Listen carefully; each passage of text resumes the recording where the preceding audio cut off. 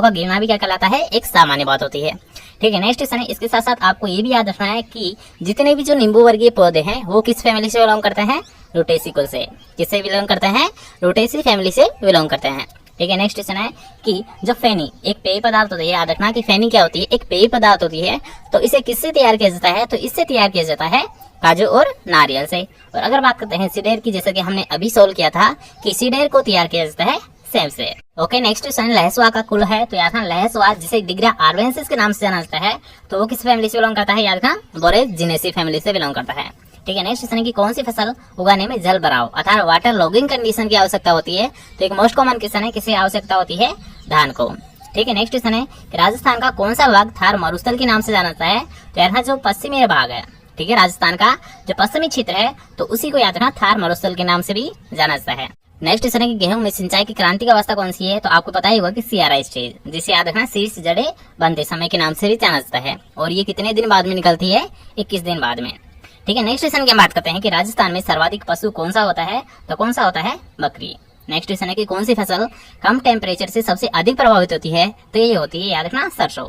सबसे कम टेम्परेचर से याद रखना सबसे अधिक प्रभावित होती है हमारी सरसों क्रॉप। नेक्स्ट क्वेश्चन है कि राजस्थान में सिंचाई के प्रमुख स्रोत कौन से हैं, तो याद रखना कुएं। किसके द्वारा सिंचाई की जाती है, सबसे ज्यादा कुओं के द्वारा। नेक्स्ट क्वेश्चन की पर्वतीय क्षेत्रों में फल वृक्ष लगाने की उपयुक्त विधि है, तो आपको पता ही होगा कि अगर बात की जाए पर्वतीय क्षेत्रों की, तो वहाँ पर याद रखना सीढ़ीनुमा खेती करके फल वृक्ष लगाए जाते हैं।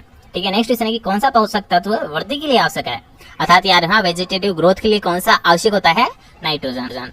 नेक्स्ट क्वेश्चन है कि व्हाइट लेगोन का उत्पत्ति स्थान कौन सा है, तो याद रखना इटली। कौन सा माना जाता है, इटली माना जाता है। और इसके साथ साथ आपको ये भी याद रखना है कि जो व्हाइट लेगोन है, सबसे ज्यादा जो अंडे दिए जाते हैं प्रति वर्ष के अकॉर्डिंग, वो भी किसके द्वारा दिए जाते हैं, व्हाइट लेगोन के द्वारा ही दिए जाते हैं। और अगर बात करते हैं कितने अंडे दे देती है ये प्रति वर्ष के अकॉर्डिंग, तो जैसे आप नेक्स्ट क्वेश्चन देख सकते हो कि 240 अंडे प्रति वर्ष दे देती है।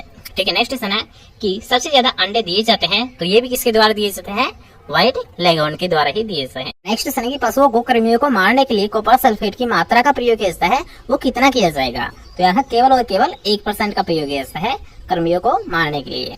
ठीक है, नेक्स्ट क्वेश्चन की बात करते हैं कि एक बार अगर हमने जैविक खाद डाल दी, ठीक है, तो उसका फसल पर कितने समय तक प्रभाव रहता है, तो यार हाँ 2 से 3 साल के लिए। नेक्स्ट क्वेश्चन की बात करते हैं कि पशुओं के शहद को साफ करने के लिए पोटेशियम परमैंगनेट का प्रयोग करते हैं, तो उसके घोल का कितना प्रतिशत प्रयोग किया जाता है, तो उसका प्रयोग किया जाता है केवल और केवल 1 से 5%। नेक्स्ट क्वेश्चन है कि किस नस्ल की भैंस के सींग दरातीनुमा होते हैं, अर्थात किस आकार के, सिक्के सैफ आकार के होते हैं, तो वो होते हैं, याद रखना, सूरती भैंस के। ठीक है, नेक्स्ट क्वेश्चन है कि एकांतर फलन मुख्य समस्या है, तो यहाँ जिसे अल्टरनेट बियरिंग के नाम से भी जाना जाता है, तो ये मुख्यतः प्रॉब्लम आती है आम में। और इसके साथ साथ आपको ये भी याद रखना है कि एकांतर फलन होता है क्या है, अर्थात जैसे कि आप नेक्स्ट क्वेश्चन देख सकते हो कि एक साल फल आते हैं और दूसरी साल फल नहीं आते हैं, तो इसी प्रॉब्लम को याद रखना एकांतर फलन के नाम से जाना जाता है।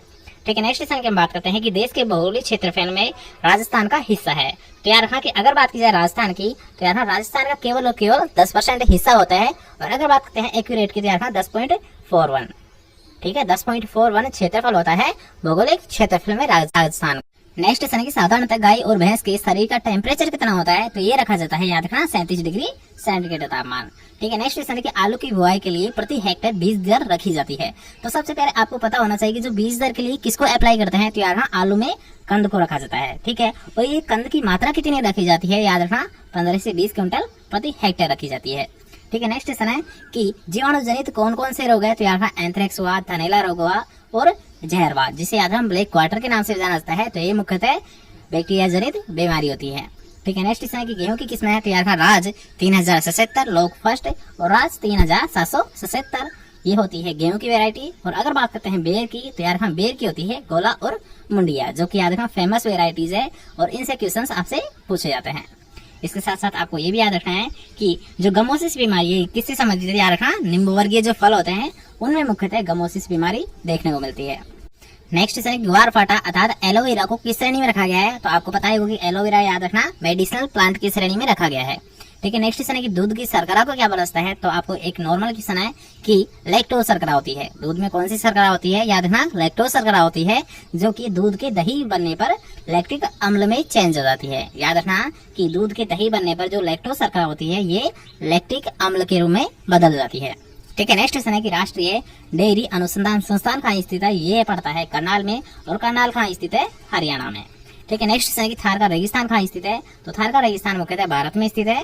और अगर बात की जाए, याद रखना कि अंगूर लगाने का उपयुक्त समय कौन सा होता है?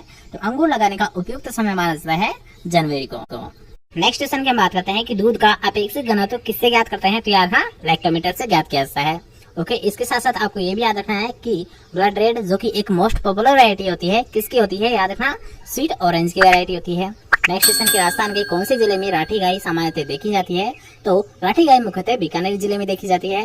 नेक्स्ट क्वेश्चन है कि RGC 936 जो कि एक मोस्ट पॉपुलर वैरायटी है, किसकी होती है? यार हाँ, ग्वार की वैरायटी होती है। नेक्स्ट क्वेश्चन है, उससे पहले अगर आपको वीडियो पसंद आ रही है तो आपको करना है वीडियो को एक लाइक, दोस्तों के साथ करना है वीडियो को शेयर, और अगर चैनल को अभी तक सब्सक्राइब नहीं किया है तो चैनल को लीजिए सब्सक्राइब, और पास के बेल आइकन को जरूर प्रेस कर देना, जिससे जब भी हमारी कोई नई वीडियो अपलोड की जाए तो उसका नोटिफिकेशन सबसे पहले आपको मिले। और मैं आपसे ये भी बोलना चाहूंगा कि अगर आपको वीडियो पसंद आ रही है तो इस वीडियो को अपने दोस्तों के साथ जरूर शेयर करें, जिससे कि आपके साथ साथ उनका भी बेनिफिट हो सके। और मैं ये भी आपसे बोलना चाहूंगा कि इस वीडियो को जब देखना, स्पेशली कि अगर आपकी मान लो कोई भी एग्जाम है, ठीक है, 5 दिन बाद में अगर आपके कोई एग्जाम है, ठीक है, एग्रीकल्चर से रिलेटेड, तो तब इस वीडियो को आप जरूर देखें, क्योंकि इससे लगभग आपको 70 से 80% एग्जाम में क्वेश्चन देखने को मिल सकते हैं। ठीक है, आई गेस मिल सकते हैं, नोट कंफर्म है। ठीक है, तो इसको आप स्पेशली 1 या 2 बार वीडियो को जरूर देख ले, जिससे कि आपको इतने क्वेश्चंस कराए जा रहे हैं उनका लगभग 70% इसी वीडियो के साथ साथ आपको याद हो जाएगा। ओके, तो नेक्स्ट क्वेश्चन हमारा कि आम के प्रसारण के लिए कौन सी प्रसारण विधि अधिक प्रचलित है, अर्थात सबसे ज्यादा किसे अप्लाई किया जाता है? तो वीनियर ग्राफ्टिंग को, जो कि एक मोस्ट कॉमन क्वेश्चन है और कई बार एग्जाम में पूछा भी जा चुका है। नेक्स्ट क्वेश्चन की कितनी उम्र की बकरी से सबसे अच्छा मांस प्राप्त होता है? तो सबसे अच्छा मांस प्राप्त होता है 6 से 12 मंथ की बकरी से। ठीक है, नेक्स्ट क्वेश्चन की बात करते हैं कि राजस्थान के किस जिले में औसत वर्षा सबसे अधिक मानी जाती है? तो ये मानी जाती है झालावाड़ में। ठीक है, सबसे ज्यादा वर्षा कहाँ होती है? झालावाड़ क्षेत्र में। नेक्स्ट क्वेश्चन है कि दक्षिणी पूर्वी राजस्थान में ज्वार फसल की जगह कौन सी फसल ली जाती है? याद रखना कि जो दक्षिणी पूर्वी क्षेत्र है तो वहाँ पर ज्वार फसल को नहीं लेकर इसके स्थान पर किस फसल को लिया जाता है? याद रखना, सोयाबीन को। किसको लिया जाता है? सोयाबीन फसल को लिया जाता है। ठीक है, नेक्स्ट क्वेश्चन है कि सोयाबीन की कौन सी किस्में अधिक उपज के लिए उगाई जाती है? सबसे ज्यादा जो यील्ड होती है, याद रखना, गौरव और मोनेटो। अगर आपसे एक क्वेश्चन पूछा जाए कि गौरव और मोनिटो किसकी वैरायटी होती है, तो इसको भी आपको याद रखना है कि सोयाबीन की किस्म होती है और इनकी सबसे ज्यादा यील्ड भी देखी जाती है। तो नेक्स्ट क्वेश्चन, आम के पौधों में सामान्यतः दूरी रखी जाती है। तो यार जो पौधे से पौधे की मध्य की दूरी होती है आम में, वो रखी जाती है 10 मीटर। और अगर बात करते हैं आम की बौनी किस्मों की, तो ये रखी जाती है 2.5 × 2.5 मीटर। ठीक है, नेक्स्ट क्वेश्चन है कि राष्ट्रीय बागवानी बोर्ड कहाँ स्थित है? तो ये बोर्ड स्थित है गुड़गांव में। और गुड़गांव कहाँ स्थित है? हरियाणा। नेक्स्ट क्वेश्चन है, तो अब आपको पता होना चाहिए कि कोलेस्ट्रम होता क्या है। ठीक है, यहाँ पर कुछ कोलेस्ट्रम से संबंधित कुछ क्वेश्चंस को लिया गया है जो कि एग्जाम में आपसे पूछे जाते हैं। तो सबसे पहले आपको पता होना चाहिए कि कोलेस्ट्रम में अधिक मात्रा में होता है, तो यहाँ खनिज और विटामिन दोनों ही पाए जाते हैं। ओके, इसका मुख्य उद्देश्य क्या होता है? तो यहाँ रोग प्रतिरोधक क्षमता पैदा करना ही कोलेस्ट्रम का या खीस का मुख्य उद्देश्य होता है। और अगर बात करते हैं कोलेस्ट्रम क्या होता है, तो यार हम बछड़े को जन्म देने के बाद प्राप्त हल्का जो पीले कलर का जो दूध होता है, तो उसी को याद रखना कोलेस्ट्रम या खीस के नाम से जाना जाता है।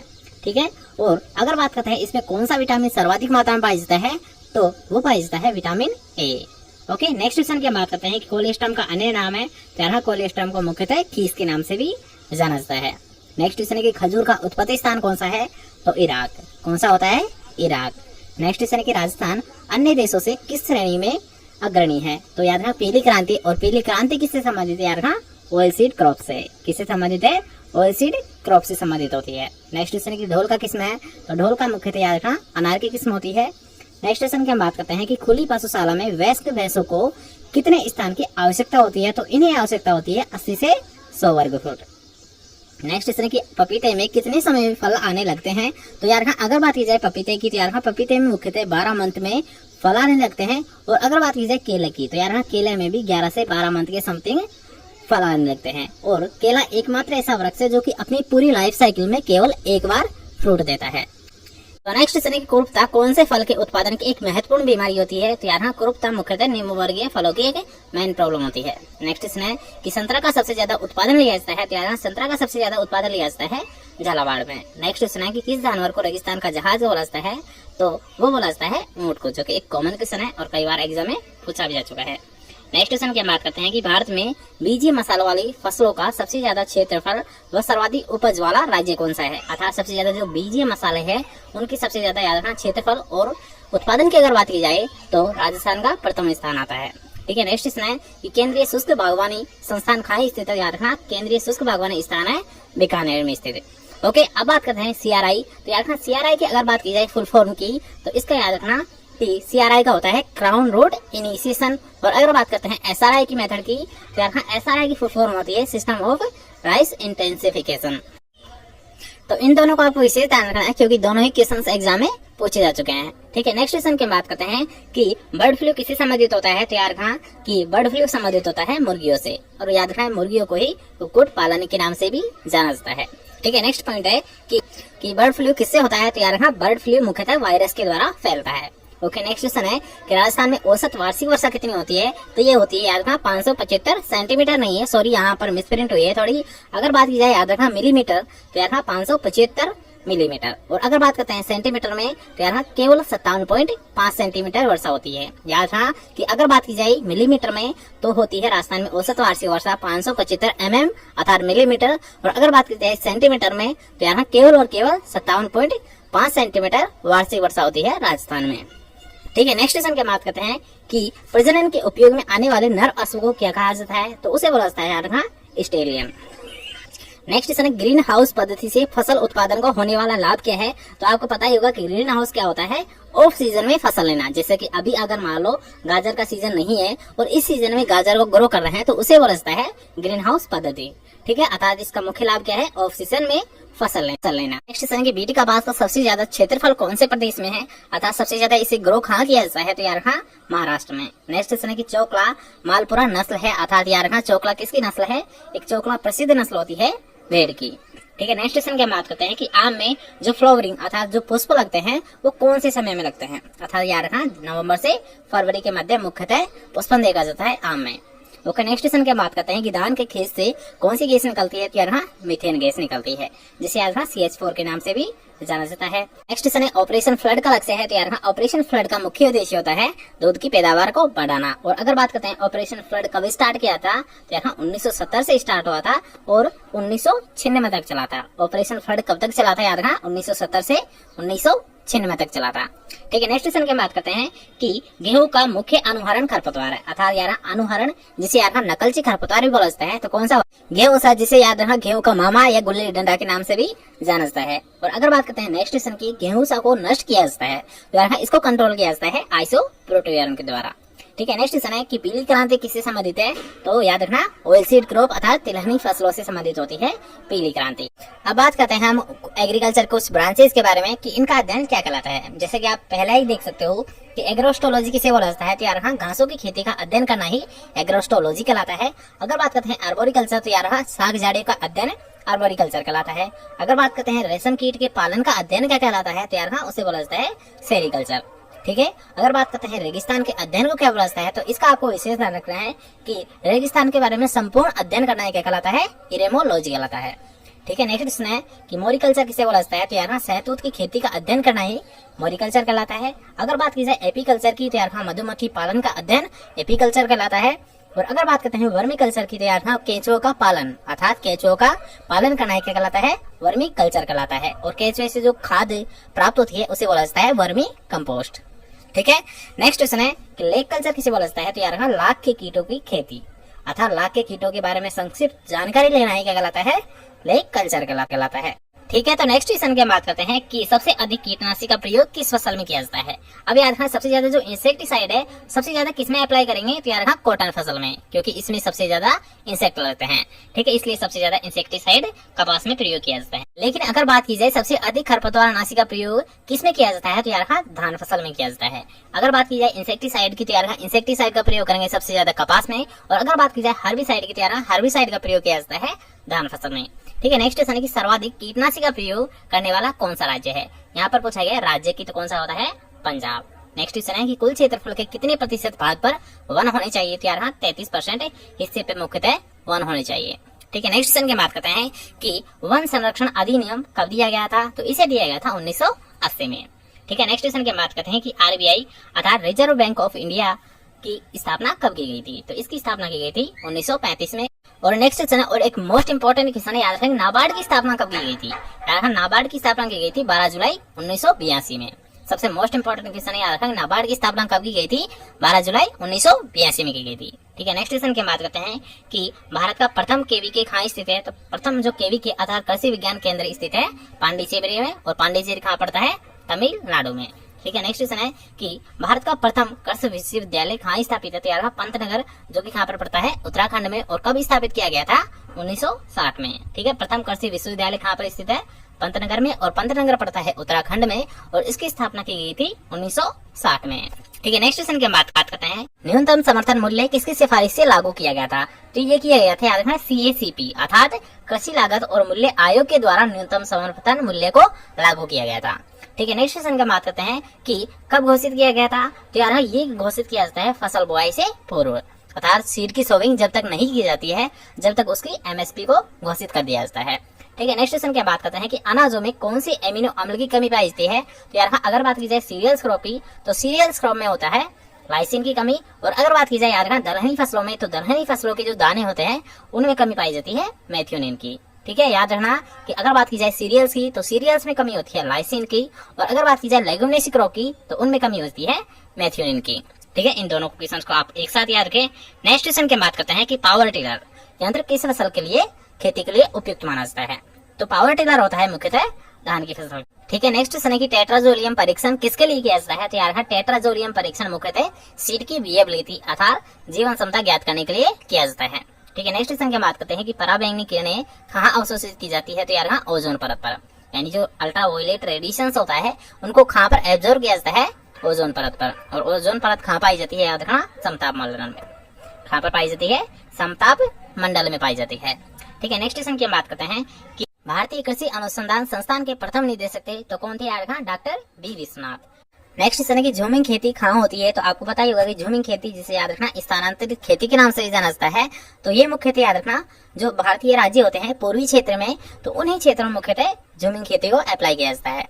ठीक है, नेक्स्ट क्वेश्चन की बात करते हैं कि एग्रीकल्चर ईयर या कृषि वर्ष होता है, अर्थात 1 जून से 31 मई का जो मध्य का समय होता है, तो इसे याद रखना एग्रीकल्चर ईयर के नाम से जाना जाता है।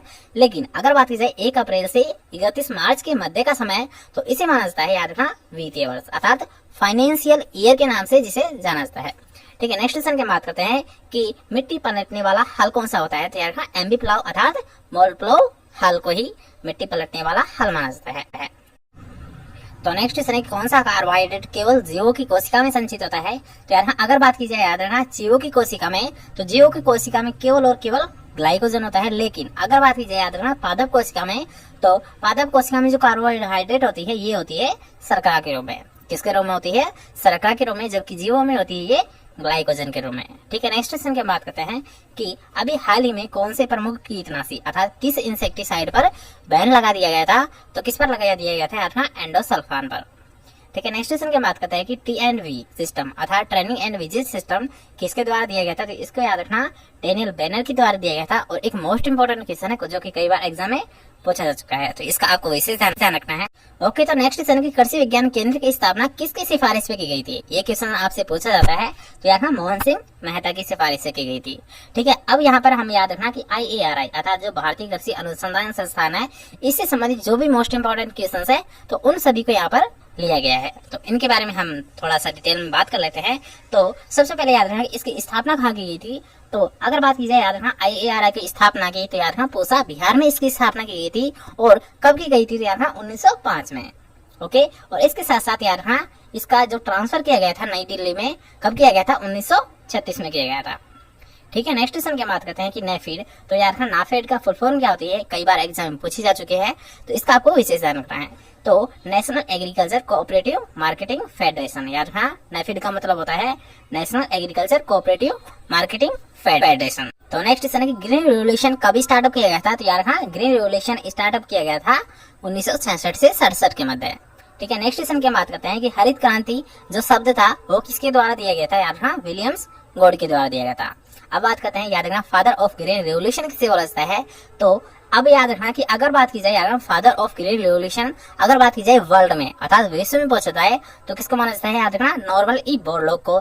लेकिन अगर आपसे ये क्वेश्चन पूछा जाता है कि हरित क्रांति का जनक किसे बोला जाता है, अगर बात की जाए भारत में, याद रखना कि अगर बात की जाए भारत में तो डॉक्टर एम.एस. स्वामीनाथन को माना जाता है, और अगर बात की जाए विश्व अर्थात वर्ल्ड की बात की जाए तो उसमें माना जाता है डॉक्टर नॉर्मल ई बोरलॉग को। ठीक है, क्वेश्चन क्लियर हुआ। इस वीडियो में हम उन सभी क्वेश्चंस को क्लियर कर रहे हैं जो कि आपसे एग्जाम में पूछे जा सकते हैं और एग्जाम की दृष्टि से काफी इंपॉर्टेंट है। तो इसके लिए तो यार एक लाइक तो बनता है, तो वीडियो को लाइक करना बिल्कुल भी नहीं भूले।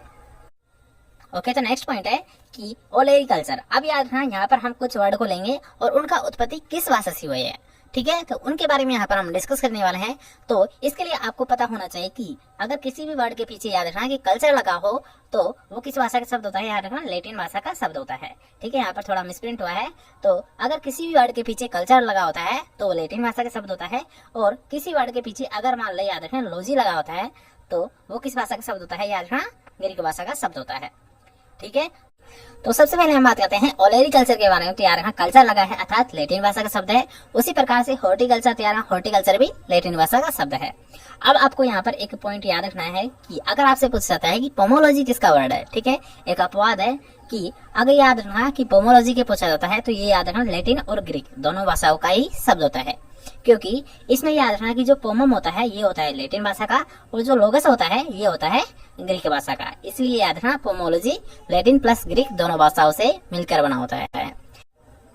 तो नेक्स्ट है एग्रोनॉमी। याद रखना एग्रोनॉमी होता है ग्रीक भाषा का शब्द। अगर बात करते हैं सोइल साइंस की, अब याद रखना कुछ यहाँ पर कुछ ऐसे शब्द है जिन पर ये ट्रिक लागू नहीं होती है। जैसे कि अगर बात करी जाए सोइल साइंस की तो याद रखना सोइल साइंस आपको याद रखना ही होगा कि लैटिन भाषा का शब्द होता है। ठीक है, जैसे कि आप नेक्स्ट पॉइंट देख सकते हो कि पेडोलॉजी, तो यार इनके पीछे लॉजी लगा है अर्थात यार पेडोलॉजी और इडेफोलॉजी याद ग्रीक भाषा के शब्द होते हैं। उसी प्रकार याद रखना एक्सटेंशन, तो एक्सटेंशन की कोई ट्रिक नहीं है, आपको ये याद रखना ही होगा कि एक्सटेंशन मुख्यतः लैटिन भाषा का शब्द होता है। ठीक है, नेक्स्ट क्वेश्चन की हम बात करते हैं कि इकोलॉजी, तो यार इन सभी के पीछे लॉजी लगा है, तो ये दोनों भी किसकी भाषा के शब्द है, ग्रीक भाषा के शब्द होते हैं। और अगर बात की जाए याद रखना मानसून की, तो अब एक मोस्ट इंपोर्टेंट है याद रखना, अगर आपसे क्वेश्चन पूछा जाता है कि मानसून किस भाषा का शब्द है तो याद रखना अरबी भाषा का शब्द है, जो कि याद रखना मोहसिन वर्ड से लिया गया है। किससे लिया गया है, अरबी भाषा के मोहसिन शब्द से मानसून को लिया गया है।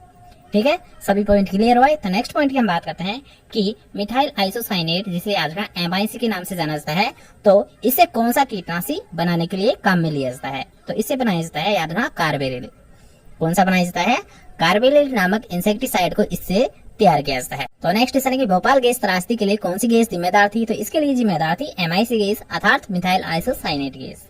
ठीक है, नेक्स्ट क्वेश्चन की बात करते हैं कि फादर ऑफ एग्रोनॉमी किसे बोला जाता है, तो एग्रोनॉमी के फादर बोला जाता है पीटर डी क्रेसेंजी को। अगर बात करते हैं पेडोलॉजी की, तो यहाँ फादर ऑफ पेडोलॉजी बोला जाता है वीवी डोकोचेव को। नेक्स्ट क्वेश्चन है कि फादर ऑफ गोल्डन रेवोल्यूशन किसे बोला जाता है, तो उसे बोला जाता है यार डॉक्टर के.एल. चड्ढा को। ओके, अब बात करते हैं याद रखना फादर ऑफ टिलेज की। इसके साथ साथ आपको ये भी याद रखना है कि फादर ऑफ टिलेज और फादर ऑफ वीड साइंस किसे बोला जाता है, याद रखना जेथरो टुल को ही बोला जाता है, क्योंकि वीड साइंस के फादर भी जेथरो टुल को ही बोला जाता है। तो नेक्स्ट है कि फादर ऑफ ऑर्गेनिक फार्मिंग अर्थात कार्बनिक खेती का जनक किसे माना जाता है, तो यार सर अल्बर्ट हॉवर्ड को माना जाता है। और अगर बात की जाए कृषि रसायन की पिता की, तो यार JV लिविंग होता है। ठीक है, तो नेक्स्ट पॉइंट की हम बात करते हैं। अब यहाँ पर कुछ विटामिन लिए गए हैं, उनके केमिकल नाम की यहाँ पर डिस्कस करेंगे, क्योंकि इस टॉपिक से भी एग्जाम में क्वेश्चंस पूछे जाते हैं, इसलिए इस टॉपिक को यहाँ पर ऐड किया गया है। तो सबसे पहले याद रखना कि विटामिन A का रासायनिक नाम क्या होता है, रेटिनॉल होता है। ठीक है, अब यहाँ पर जो विटामिन B कॉम्प्लेक्स है इन सभी को आप एक साथ याद रखें कि अगर आपसे पूछा जाता है कि विटामिन B1 का नाम होता है, तो यहाँ विटामिन B1 होता है थाइमिन, B2 होता है राइबोफ्लेविन, B5 होता है पेंटोथोनिक अम्ल और B6 होता है पाइरिडॉक्सिन। और जो लास्ट है B12, तो यार B12 का नाम होता है कोबाल एमाइन, क्योंकि यार B12 होता है इसमें कोबाल कंटेंट देखने को मिलता है। याद रखना ये क्वेश्चन भी एग्जाम में पूछा जा चुका है कि जो विटामिन B12 होता है इसमें कौन सा पोषक तत्व पाया जाता है, तो यार कोबाल्ट तत्व पाया जाता है।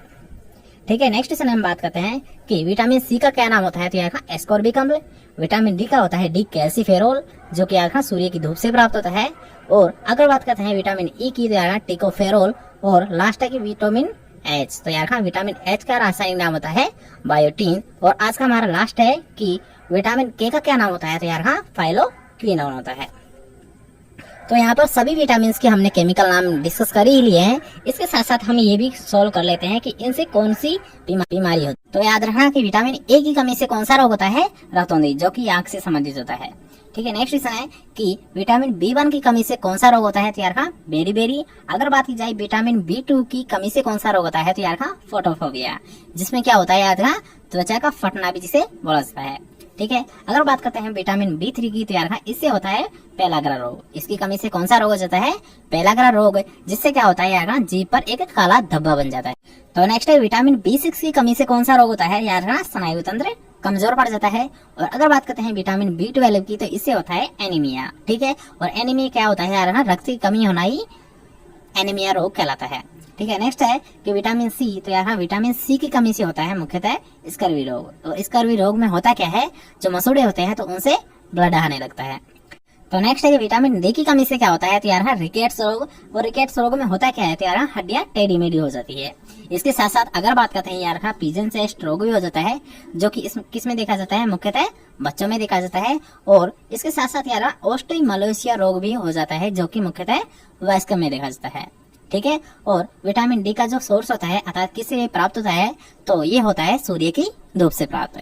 ठीक है, नेक्स्ट क्वेश्चन है कि विटामिन E किससे होता है, तो यार विटामिन E की कमी से होता है बांझपन अर्थात स्टेरिलिटी जैसी प्रॉब्लम आ जाती है। और लास्ट है कि विटामिन K, तो यार विटामिन K की कमी से मुख्यतः हो जाता है रक्त का थक्का नहीं बनता है, अर्थात जो रक्त का ब्लड क्लोटिंग होती है तो उसमें काफी समय लग सकता है। तो सभी पॉइंट क्लियर हुए। इसके बाद हम बात करते हैं कि गोल्डन राइस क्या होता है, तो याद रखना गोल्डन राइस होता है आनुवंशिक रूपांतरित धान अर्थात मॉडिफाइड राइस होता है, उसी याद रखना गोल्डन राइस के नाम से जाना जाता है। नेक्स्ट क्वेश्चन है कि गेहूं अनुसंधान निदेशालय कहाँ स्थित है, तो ये पड़ता है यार करनाल, और करनाल कहाँ स्थित है, हरियाणा में। नेक्स्ट क्वेश्चन है कि सुपर राइस किसे बोला जाता है, यार सुपर राइस क्या होता है, अर्थात यार सामान्य धान से 25% अधिक उपज देने वाली जो किस्में होती है उन्हें याद रखना सुपर राइस के नाम से जाना जाता है। और अगर बात करते हैं कि सुपर राइस की खोज किसने की, तो यार गुरुदेव सिंह खुस के द्वारा इसकी खोज की गई थी। यार सुपर राइस की खोज किसके द्वारा की गई थी, गुरुदेव सिंह खुस के द्वारा। ठीक है, तो नेक्स्ट हम बात करते हैं कि हाइब्रिड राइस, तो यार हाइब्रिड राइस का विकास किया गया था चीन में। ठीक है, और सबसे ज्यादा ग्रो भी कहाँ किया जाता है, इसे चाइना में ही किया जाता है। और इसका याद रखना कि जो डेवलप किया गया था हाइब्रिड राइस को, ये किया गया था प्रोफेसर लोंग पिंग योंग के द्वारा।